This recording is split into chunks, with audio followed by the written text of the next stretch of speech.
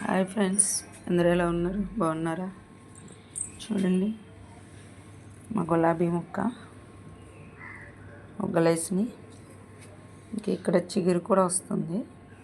నేనైతే రోజు ఇలాగ మొక్కలకి గుడ్డు తొక్కులు, ఇలాగ ఉల్లిపాయ తొక్కులు వేసినవన్నీ ఇలాగ వేసేస్తాను అనమాట.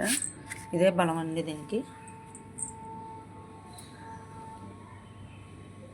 ఇదిగోండి, మొరం కూడా మా అక్క వాళ్ళ ఇంటికని తీసుకొచ్చి వేసానండి, బతికింది.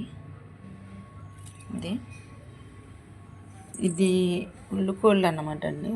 ఉల్లిపాయకి ఇలా మొక్కలు వచ్చేస్తే నేను ఉల్లిపాయని ఇలా పాతేటప్పటికి ఇలాగ వచ్చినాయి అన్నమాట. ఇదిగోండి, చూడండి ఫ్రెండ్స్, ఇది పుదీనా అండి. పుదీనా కూడా ఏం చేశానంటే నేను యూట్యూబ్లోనే చూశానండి. కట్టని ఎన్నిసార్లు వేసినా కానీ రాలేదు. కట్ట మామూలుగా తీసుకొచ్చి చిన్న చిన్నగా కట్ చేసేసి ఇలాగా మామూలుగా జిమ్మేసాను అనమాట. జిమ్మేస్తే ఇలాగ వచ్చిందండి. ఇది చూసారా, లిల్లీ పూలు మొక్కండి. ఇది కూడా కావాలంటే కానీ ఒక దుంప తీసుకొచ్చేసాను. ఈ ఒక దుంప పాతే సరిపోతుందండి, మొత్తం బౌళ్ళు వచ్చేస్తాయి కింద. ఇంకా చిగుర్లు కూడా వస్తున్నాయి. ఇదిగోండి,